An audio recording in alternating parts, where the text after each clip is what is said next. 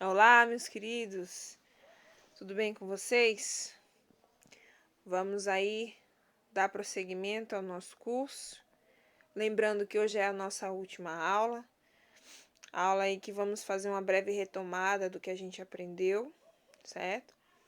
E também falar mais um pouco sobre os problemas de aprendizagem, os mais comuns, né? Os mais falados atualmente. Eu já falei aí da dislexia, da disgrafia, da descalculia, do TDAH, né? Falei um pouco de todos aí. O que eu falei não muito foi sobre a descalculia, que eu já vou ver se eu aprofundo um pouco mais para vocês. Falei do TDAH, vou ver também se hoje a gente encerra falando sobre a síndrome de Asperger, né? Que se assemelha aí com o autismo, certo? Para a gente estar encerrando o nosso assunto sobre problemas de aprendizagem, né? Neste dia de hoje, ok? Vamos continuar aí. Aqui temos eu entrei num site aqui, site chamado Mundo Educação. Embora hoje eu não goste muito do site da UOL, mas existem ainda alguns artigos, alguns temas que eles abordam que são bem relevantes, né? E eu achei aqui esse artigo deles bem interessante. Eu queria compartilhar com vocês. Vamos lá? Aqui temos uma breve retomada do que a gente já estudou. A gente já falou sobre, né, transtornos, distúrbios, né, dificuldades. Só que também a gente esqueceu que transtornos e dificuldades, assim como os distúrbios, e também as síndromes, que eu não cheguei a nem comentar com vocês o que são síndromes, se assemelham muito todos eles com a questão das doenças. Então, neste artigo aqui, a gente vai entender um pouco o que é doença, o que é síndrome, o que é transtorno, certo? Fazer uma retomada de tudo que a gente aprendeu e mais um pouquinho, tá? Vamos lá. O que são doenças, síndromes ou transtornos e transtornos? Doença, síndrome e transtorno são termos comumente utilizados pelos médicos que podem ser usados de maneira errônea pela população. Muito comum a gente confundir, viu, gente? Não se esquenta muito com isso, não. Frequentemente falamos que uma pessoa que se encontra doente, referindo-nos ao fato de que algo afetou sua saúde, uma vez que doença é definida por muitos como a ausência de saúde, certo? Olha só o que é doença. Ausência de saúde. Entretanto, o termo doença não deve ser usado em todas as ocasiões, porque a seguir diferenciaremos doenças, síndromes e transtornos, três situações distintas que prejudicam diretamente a vida de uma pessoa. As doenças, quando falamos em doenças, vários exemplos surgem em nossa mente, tais como gripe, né? Alguns exemplos de doença. Dengue, febre amarela, zika, conjuntivite. Todos esses exemplos apresentam em comum o fato de afetarem o funcionamento de alguma parte do organismo e possuírem sintomas específicos e causas conhecidas. Então, geralmente quando a gente fala em doença, a gente pensa mais ou menos como está no exemplo, né? A gente pensa numa gripe, numa dengue, na febre amarela, né? Uma zika, na conjuntivite, onde a gente tem um agente causador dessas enfermidades. Geralmente, quando a gente tem a pessoa que está doente, algum agente causou aquela enfermidade na pessoa. A pessoa é uma pessoa que estava bem e de repente começou a ter vários sintomas, né? E aí ao fazer investigações na vida daquela pessoa, descobriu-se que foi causado por determinada situação, né? Já no caso dos transtornos, a gente vai ver que já não é dessa forma. Vamos ver? Olha no caso. Geralmente, Todos esses exemplos apresentam em comum o fato de afetarem o funcionamento de alguma parte do organismo. Geralmente, essas doenças, né, como no exemplo aí, afetam um dos funcionamentos do nosso corpo, às vezes até todos, né, e possuem vários sintomas específicos referente a cada uma. Então, cada uma doença vai apresentar um sintoma diferente. Algumas vão apresentar sintomas semelhantes, outros diferentes, como a gripe e o resfriado. Muita gente não sabe a diferença. Eu aprendi isso em um livro que eu estudei há um tempo atrás e nunca mais eu me esqueci. Embora tenham sintomas parecidos, a gripe ela é causada por um vírus, né? Vírus da gripe. E o vírus da gripe ele é mais avassalador. Ele derruba mais as pessoas, dependente da idade da pessoa. Se é gripe, a pessoa vai ficar derrubada. Ela vai ficar pedindo cama o tempo todo, cabeça doendo, corpo doendo, olhos doendo, coriza. Eu tô dando uns exemplos, tá? Coriza, dor no corpo às vezes, sabe? Aquele negócio incômodo, às vezes tosse, né? Enfim, a gripe ela é mais intensa, por isso a importância da vacinação. Porque existe a gripe por ser tão forte, né?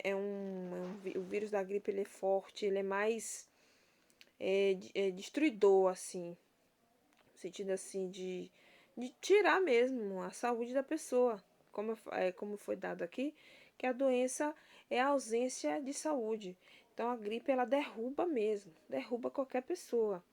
E para algumas pessoas mais vulneráveis, como crianças e idosos, há uma importância muito grande da questão da vacinação, justamente para que o corpo venha estar preparado para, se porventura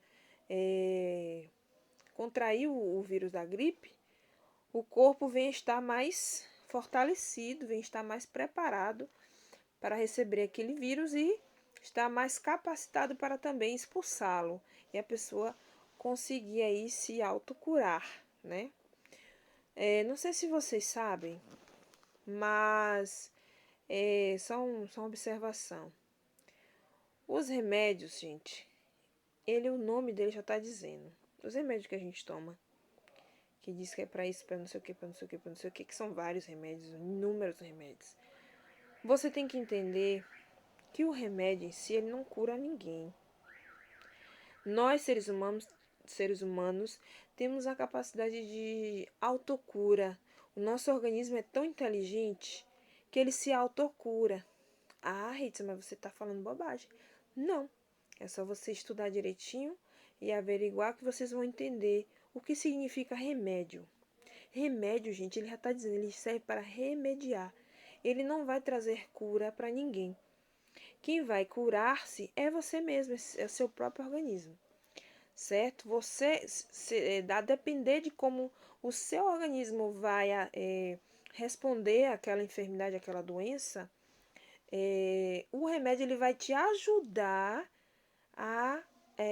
para que essa função de autocura do nosso corpo venha se concretizar o mais rápido possível. Mas isso não quer dizer que foi o remédio. A gente tem a impressão, né? A gente tem o desconhecimento de achar que o remédio ele vai trazer essa cura, mas não.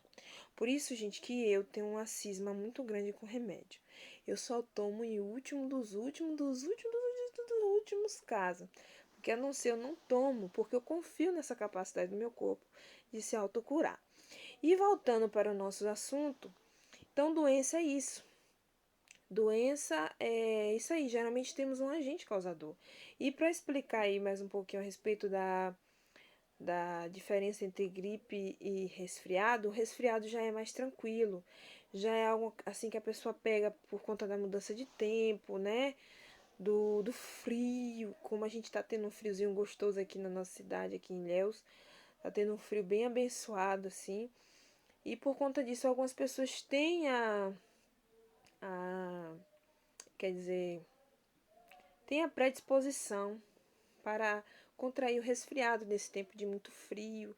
E o vírus do resfriado, ele se aproveita muito disso, né?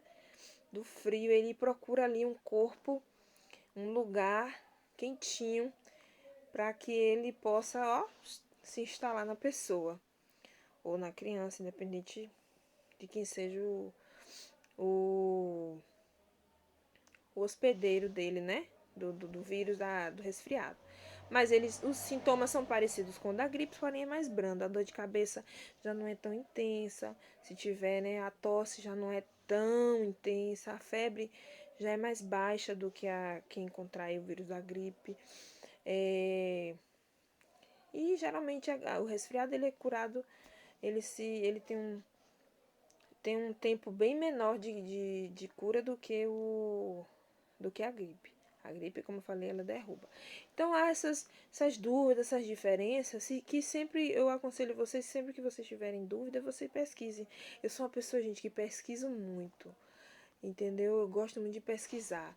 Tenho dúvida, vou lá e pesquiso. Hoje a gente tem essa facilidade da tecnologia, né? De tá sempre tipo, quando a gente tem alguma dúvida, a gente quer pesquisar, a gente ir lá no Google e pesquisar. Eu acho fantástico isso, porque até quando estava ainda no ensino médio, há 11 anos atrás, para pesquisar, eu tinha que apelar para os livros mesmo. E eu tinha livros e pesquisava e lia. Tinha livros meus que estavam tão velhos, mas tão velhos de tanto que eu li esses livros. Eu sei que eu ainda não sou nenhuma doutora, não sou nenhum expert em nenhum assunto, inclusive esse que eu falei. Eu procurei falar da forma mais simples possível para vocês, certo? Para que vocês compreendam e vocês tenham o interesse, o engajamento aí de estar procurando, né, conhecer sobre esses problemas que atingem as nossas crianças, tá certo? Então vamos estar continuando aí com o nosso assunto. Eu já falei um pouco aí sobre doença, agora vamos para poder vocês entenderem a diferença entre doença, transtorno, síndrome, distúrbio, para que vocês entendam um pouco essa diferença. Eu sei que eles se assemelham muito, mas eu preciso que de alguma forma vocês consigam compreender um pouco a diferença, tá bom? Então aí, como eu falei, as doenças geralmente apresentam uma causa bem conhecida, né, como alterações fisiológicas, alterações do nosso sistema fisiológico, né? Sinais, sintomas específicos definem doença. Agora, o que são síndromes? As síndromes provocam um conjunto de sinais e sintomas que ocorrem ao mesmo tempo e que podem ter causas variadas, assemelhando-se a uma ou a várias doenças. Então, as síndromes, gente, já não se sabe ao certo o que causa verdadeiramente as síndromes. Já não temos aí um agente causador, não temos um vírus, uma bactéria ou sei lá, um vírus, uma bactéria ou qualquer outro agente causador, um fungos, que causou é, esses sinais e sintomas, né, como na doença. A síndrome já é um pouco diferente, elas provocam esses sinais e sintomas que ocorrem ao mesmo tempo e podem ter variadas causas. Então, no caso das síndromes, podemos ter aí vários agentes causadores.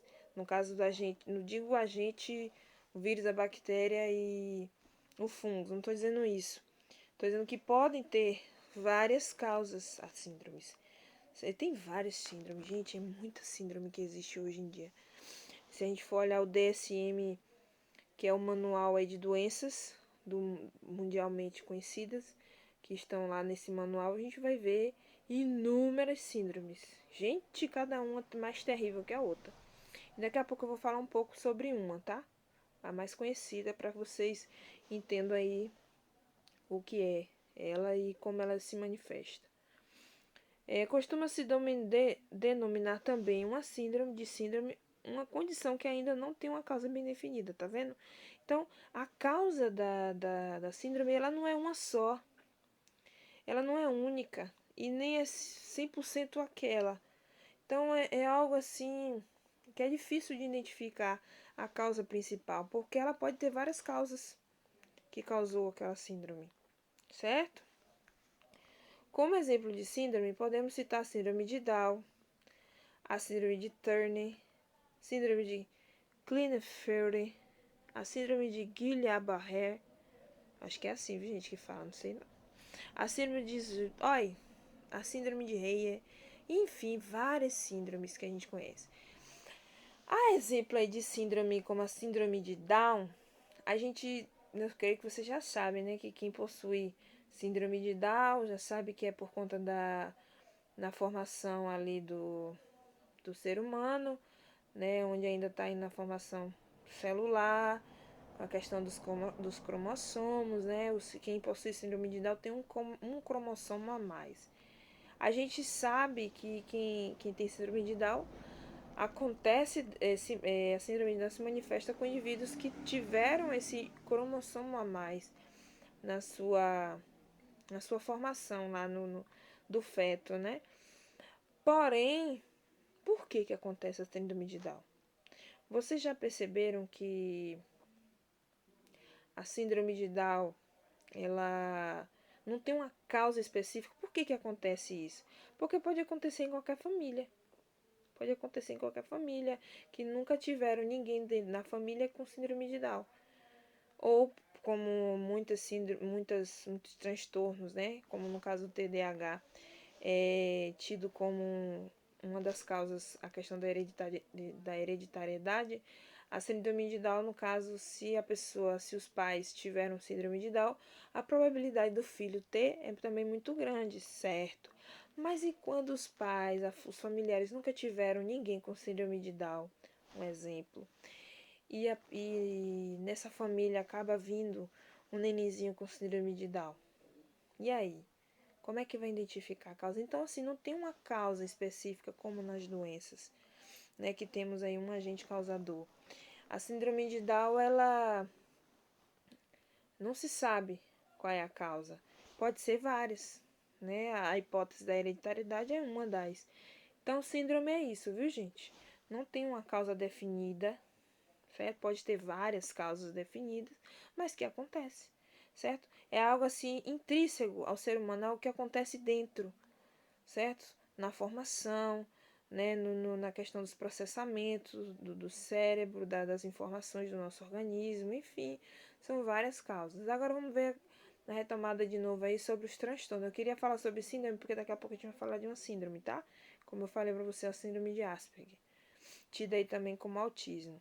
Os transtornos são condições de ordem psicológica ou mental que geram comprometimento na vida normal de uma pessoa.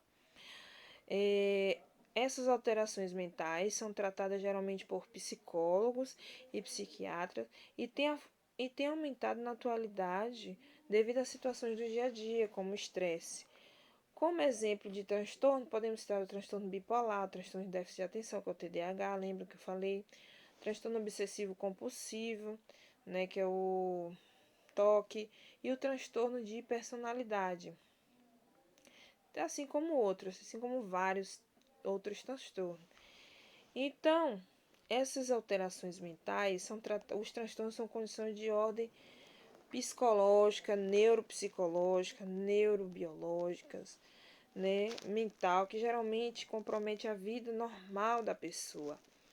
Essas alterações mentais são tratadas por psicólogos, ou seja, os transtornos já não é necessário que um médico, ou um doutor, né, em medicina, faça um acompanhamento daquela pessoa. Não é tão necessário no caso do transtorno, como nas doenças. Nas doenças temos os doutores, os enfermeiros, que se dedicam ali a estudar as doenças, né?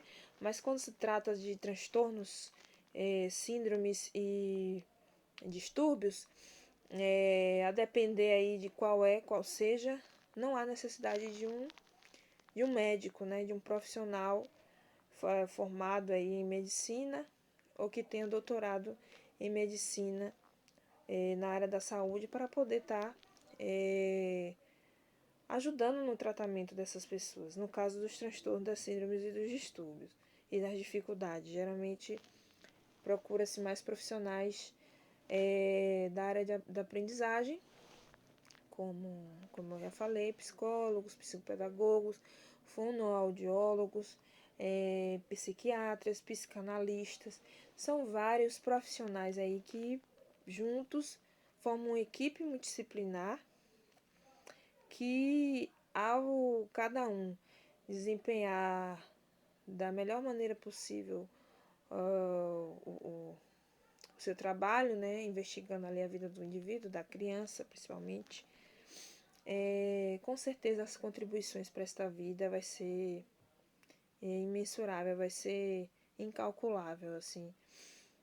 O tratamento com certeza vai ser mais eficaz, a vida dessa criança vai ser melhor. Então, tudo depende da investigação, do cuidado, né, do olhar atencioso, de tudo, né, gente? É todo um conjunto, como eu falei para vocês, a questão da aprendizagem, ela envolve várias, como é que se diz? São várias responsabilidades que devem ter para que ocorra a aprendizagem. No caso da criança, é de imensa importância que os pais estejam engajados e interessados para que haja aprendizagem dos seus filhos. No caso dos professores, é de extrema importância que eles possam estar engajados na aprendizagem dos seus alunos. No caso dos gestores de escola, é necessário que eles também estejam engajados para que haja aprendizagem dos seus alunos, né, da instituição. E no caso das políticas públicas, dos nossos políticos e da sociedade em si, no geral, seria de extremíssima importância. Porque eu digo que seria? Porque infelizmente a gente não tem visto tanto empenho por parte da política nacional, né? E aqui no nosso Brasil, dificilmente você vai encontrar governadores, prefeitos, vereadores e até mesmo por parte dos nossos ministros, aí, no caso, o ministro da Educação, ações que vá priorizar o ensino e a aprendizagem das nossas crianças, né? Se tem, porque assim, gente, as responsabilidades da educação infantil, da educação das crianças, é de responsabilidade do município. Vocês estudando um pouquinho aí também sobre direitos administrativos, vocês podem ver aí que o governo federal, ele não pode se meter tanto. Ele só pode se meter tanto, eu digo assim, no que é aprendido pelas crianças, certo? Porque foi dividido a responsabilidade para cada autarquia, para cada, vamos dizer assim, para cada governo executivo. Deixa eu falar assim, dessa forma, né? Para cada poder executivo, ficou melhor. No caso do governo federal, a responsabilidade dele é para com as faculdades, né? No caso do governo estadual, a responsabilidade dele é para com o ensino médio. Todo ensino médio é de responsabilidade do Estado disponibilizar este ensino para os adolescentes e jovens, né? E no caso das crianças, de responsabilidade dos municípios. Infelizmente, né, com base aqui no nosso município, com base no estágio que eu fiz recentemente, eu percebi esse descaso e é muito triste, muito triste mesmo. Isso desestimula a gente como futuros profissionais da educação, da psicopedagogia, de poder fazer mais, né? As nossas crianças, é uma pena. Gostaria muito de poder ajudar mais, mas infelizmente eu também não sou super homem, nem super mulher, nem super nada. Eu sou apenas um ser humano que se sensibiliza com o que o outro vem a sentir, né? Principalmente com o fato do que as crianças irão sentir. Porque é muito descaso, não só da questão da prefeitura, eu não vejo tanto empenho para que haja aprendizagem nas crianças. Eu vi muito descaso, gente. Mas não é só por conta deles. A culpa está em todos, porque todos têm que estar comprometidos com essa missão, né? De que haja aprendizagem das crianças, independente do que ela tenha, da sua condição social, da sua raça, da sua cor, de qual escola ela esteja inserida. É importante estar sempre com ações, se dedicando se esforçando para fazer o melhor que puder. Então eu digo isso por parte dos pais, que eu vi muitos pais não dando nem a mínima para os seus filhos. Eu vi isso por parte de professores, eu vi isso por parte dos prefeitos, dos secretários. E é uma pena muito grande, eu sinto muito por isso, né? Eu espero que com o passar dos anos isso possa vir a melhorar mais, certo? Mas isso não é o meu foco agora. O meu foco é que vocês compreendam o que são problemas de aprendizagem, como eles se manifestam, quais as diferenças entre dificuldades, entre transtornos, distúrbios, doenças, porque muita gente às vezes acaba confundindo doença com transtorno, com não sei o quê. Então é necessário que vocês também compreendam essa diferença, certo? E que meu interesse também é que vocês se interessem aí e aprendam cada dia mais, assim como eu sou estudante ainda, não só porque eu sou estudante, mas porque eu tenho vontade de cada vez mais aprender, conhecer. Junto com vocês aí neste curso, eu já havia visto todos esses assuntos, mas neste curso eu também aprendi muita coisa. E é esse meu objetivo, que também vocês aprendam cada vez mais, se desenvolvam e, como eu falei, perpassem todo o seu conhecimento adiante, tá bom? Então, deixa eu ver se dá para falar ainda mais alguma coisa. Ainda falta 4 minutinhos para falar mais alguma coisa. Vamos fechar aí essa nossa primeira parte da aula de hoje. Eu falei sobre transtorno, não foi? Foi isso mesmo. Acho que é aqui. E aqui temos, gente, vou começar a falar aqui sobre a síndrome de Asperger. A gente vai descobrir agora o que é síndrome de Asperger. Eu gosto muito desse site, ó, gente. Tua Saúde, eu estou sempre falando, né? Tem Tua Saúde, tem a Neurosaber, que eu gosto muito também. Que eles sempre trazem de uma forma mais simplista possível para que a gente compreenda, né? Sobre essas questões muito também relacionadas com a questão de saúde, né?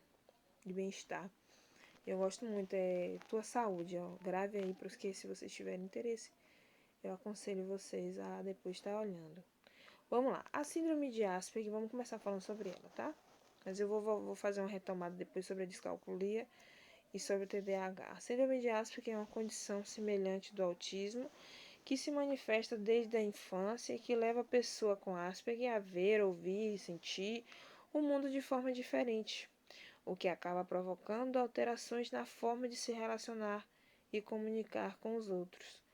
A intensidade dos sintomas pode variar bastante de uma criança para outra, e por isso casos menos aparentes podem ser mais difíceis de identificar.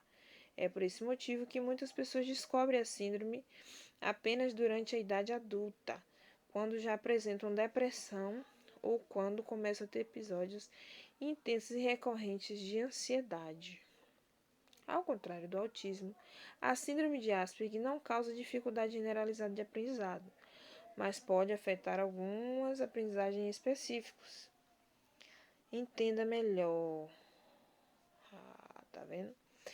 Então, a síndrome de Asperger é uma condição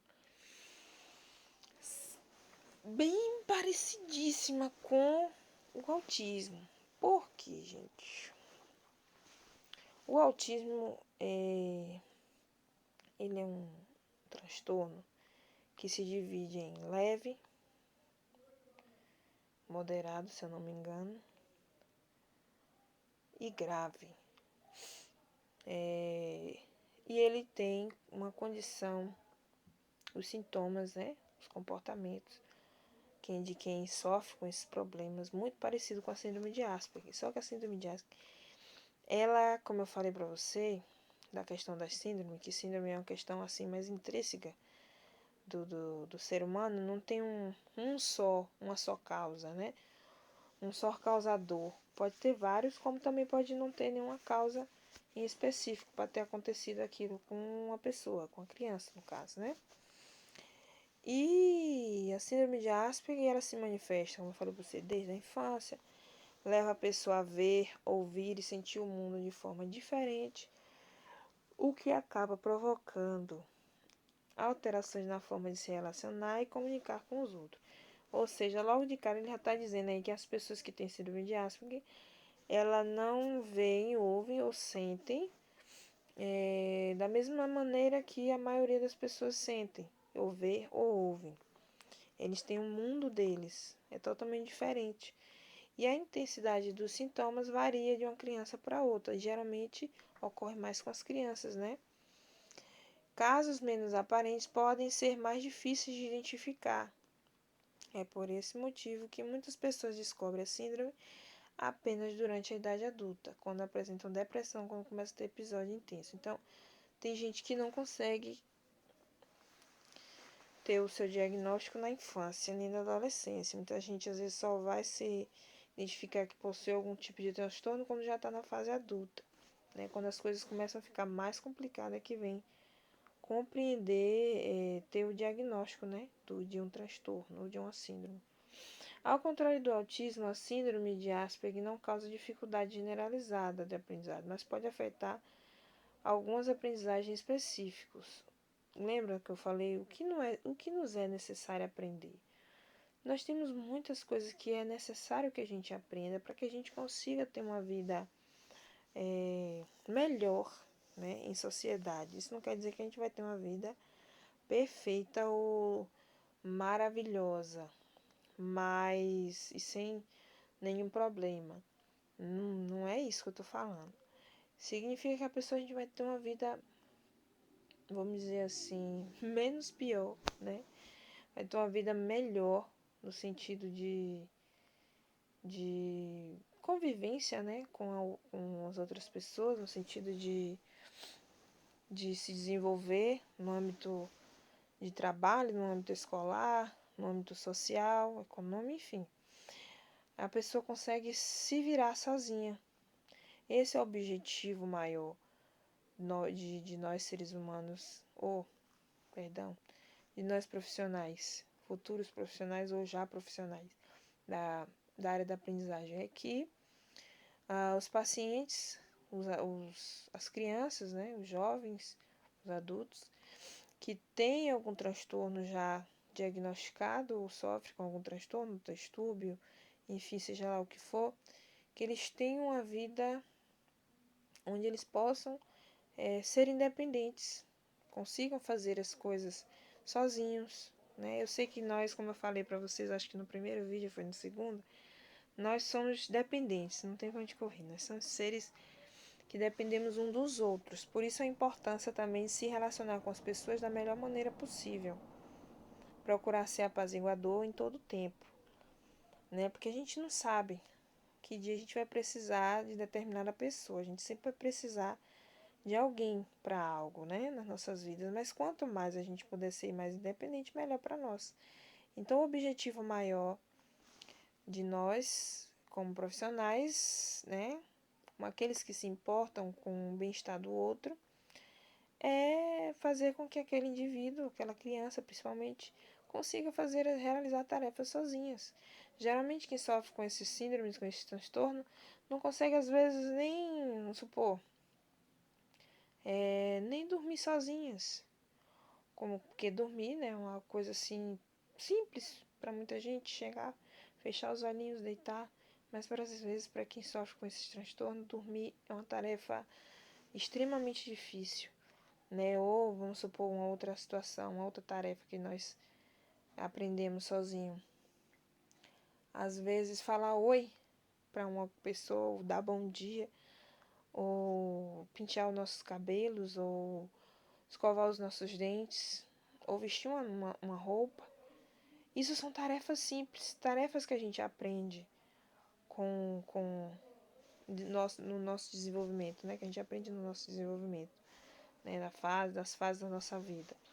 Mas para quem sofre com transtorno, com distúrbios, enfim, com síndromes, e fazer uma coisinha dessa, uma coisinha boba como escovar os dentes, pode ser algo, como eu falei, extremamente difícil, certo?